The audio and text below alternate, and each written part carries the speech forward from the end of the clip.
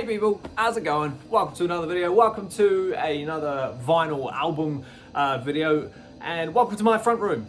We're gonna do a video that I've seen a lot of people do, but it's fun to talk about, so screw it. I'm gonna do one as well. Welcome to a top 5 or 5 essential, black metal albums, the coldest ones that you need. Also, pretty much 5 starting, if you're getting into black metal, these are the 5 albums you need. These are just 5 black metal albums you need, okay? So I've been filming a lot today. A bunch of my videos are gonna have the same shirt that I'm wearing in all of them, but that's all right. 5 essential black metal albums that you need in your collection or need to hear if you want to get into black metal. So coming up first up, pretty much, is the first album that did it all. Welcome to Hell from British icons Venom. This album came out in 1981 and at the time was incredibly hardcore and aggressive, and compared to everything else was just a bit next level. For one thing, look at the album cover, look at the name, it's just insane, really. It's mixing Motorhead but a bit more hardcore, if you can imagine that. There's a lot of satanic imagery, obviously, and them being the extremists that they were. It was very, very fun stuff. Sons of Satan, Welcome to Hell, the title track, fantastic. Mayhem with Mercy is a fantastic song. Poison, Witching Hour, absolutely fantastic song. This is a great album to start getting into black metal with because it doesn't sound like what black metal grew to be. Obviously, this predates a lot of the black metal that we know these days, but so this one's great for just getting started. You can still hear the vocals, you can still understand the words to a point, but it's much easier to listen to compared to other stuff we're going to talk to. So I would highly recommend starting off with Venom's Welcome to Hell and listening to songs like the title track, Welcome to Hell. 1,000 Days in Sodom is great. In League with Satan, I love that song. So yeah, go check out Welcome to Hell as your first essential black metal album. Coming up next, came out in 1984. We're crossing the English Channel and we're heading over to Sweden. This is Bathory.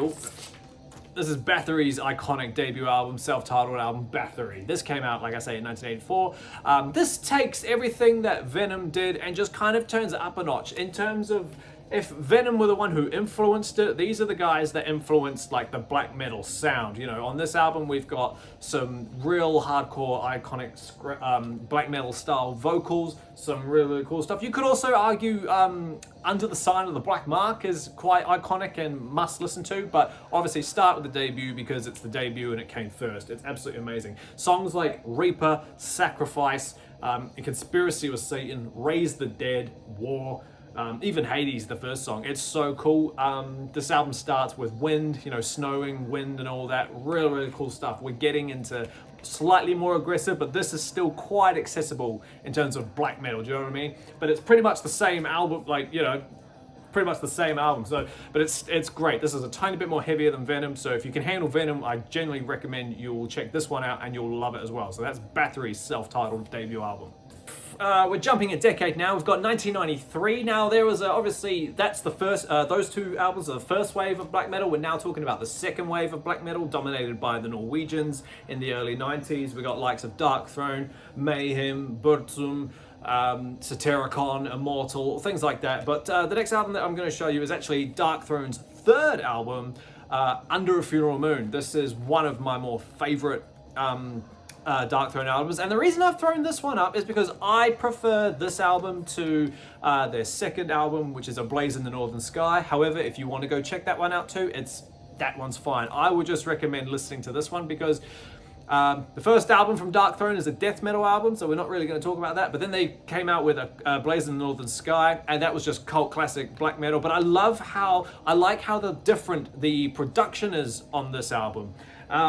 You're getting very timid production now when you're talking about this one. It's a fine line between the album that came before this and the album that comes after it, Transylvanian Hunger. Transylvanian Hunger is iconic as well, but I do not recommend that being your first black metal album because it will probably put you off the genre completely. However, Under a Funeral Moon sits in that really fine sweet spot of a bit more raw than what we've talked about, but not the rawest you can get. So I highly recommend Under a Funeral Moon. Songs like Natasha and Eternal Sleep, that's great. Summer of the Diabolical Holocaust, Unholy Black Metal, Under a Funeral Moon, the title track. To Walk the Infernal Fields, a much slower pounding one, but honestly, great album and getting into the more colder stuff. So I highly recommend Dark Thrones, Under a Funeral Moon for essential black metal. And another one that I name dropped just before, we've got the obviously iconic Mayhem. You have to include Mayhem if you want to start listening to black metal.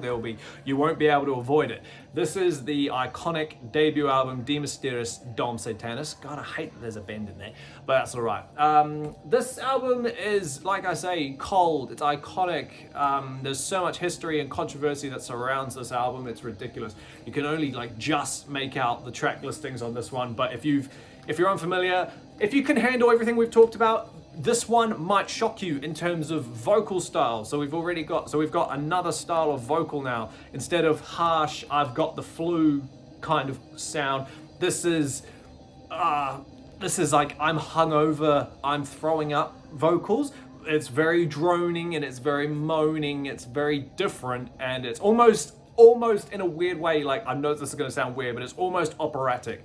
But listen to it and I know, and you should get what I mean. Obviously songs like Funeral Fog is amazing, Life Eternal is great, but obviously Freezing Moon, that should be the first song that you recognize if you haven't heard it before.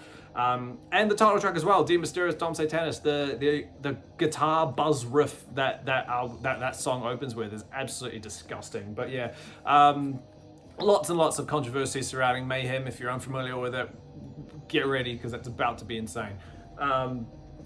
The next album that we're going to talk about is actually half the reason why Mayhem is so controversial, and we're talking about Burzum, however you want to say it, Burzum, whatever.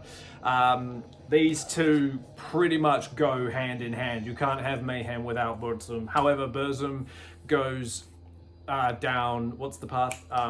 Atmospheric black metal. However, this album that we're currently listening to right now, if you can hear it, this is the self-titled debut album. This exact copy includes the Ask EP, which is the album that has the Burnt Church Remains on it. That's the last 3 songs on here. But honestly, this out of everything we've talked about today, this is probably one of the harshest and probably the coldest album in the list.